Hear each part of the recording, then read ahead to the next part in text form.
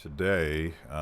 It's been 20-something days since Putin invaded Ukraine, something like that. It's been, I think today is exactly a month as we're recording this. Okay. And one of the narratives that seems obviously true is that Putin perhaps miscalculated how the Ukrainian people would react to his invasion. I've read plenty, and by the way, I'm skeptical of everything because there's so much propaganda on all sides. The Ukrainian government's incredibly capable propagandists, and that's part of war. But those of us as third parties should be skeptical of everything. So what's going on, and this whole conversation about whether or not these former Soviet bloc countries should be part of NATO, there's a history there that I think very few Americans appreciate. Yeah, I think that, first off, I think that it's important to state that regardless of what role the issue of NATO expansion played in creating conditions for Russia's invasion, that the Russian invasion of Ukraine is fundamentally immoral and unjustified. There's no reason that Russia should have undertaken that action. It was an offensive war of aggression, period, full stop. It's funny that we have to reiterate the fact that we think that Putin is wrong. Yes. He's a bad guy. He's an evil guy. He's a thug. Right. But that doesn't mean that you should not have a conversation about how we got to this point. And I think that 30 years of American policy towards Eastern Europe and towards Ukraine failed to deter Russia. And here's the more important point, is the people of Ukraine are paying the price for it. Mm-hmm. And, I just got to say... A devastating price. Yeah. And I just got to say is that listening to the conversation here in Washington, D.C., it really unsettles me because there are so many people in this town that want to fight this war to the last Ukrainian. And I think that they are taking out a lot of their angst and wanting to see Ukraine do certain things that isn't in the United States' interest nor in the interest of Ukraine.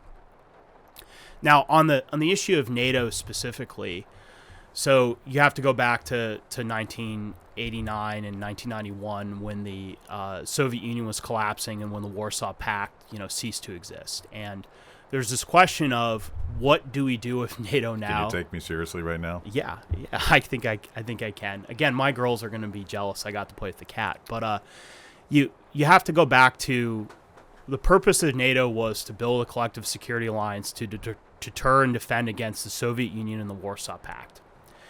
And Russia is not the Soviet Union. Russia is not in charge of a global communist empire with outposts around the world.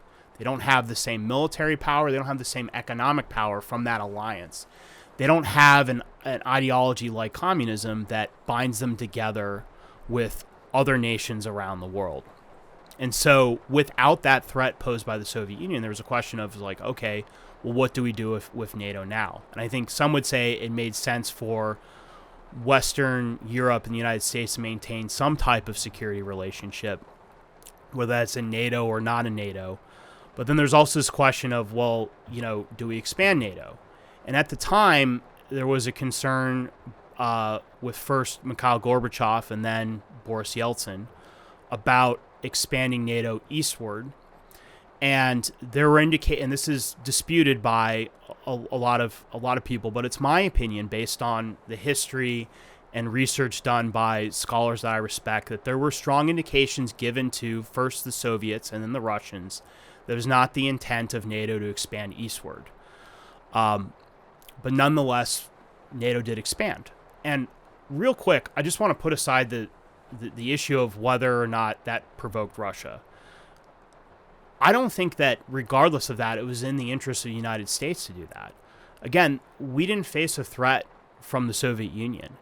You had these wealthy and capable countries in Europe, Germany, France, the United Kingdom, Italy, Spain, Portugal, Belgium, the Netherlands, Norway, Denmark, that were more than capable of securing their own continent. But by maintaining NATO as it was and then expanding it, we sent a message to these European countries that, hey, we will continue to subsidize your defense, and we disincentivized them from building their own capabilities and allowed them essentially to keep funding their welfare states at the expense of their military. So this is something that Trump was very good on. Yes, yeah, he very pointedly pointed that out to them. I think he deserves credit for pointing that out.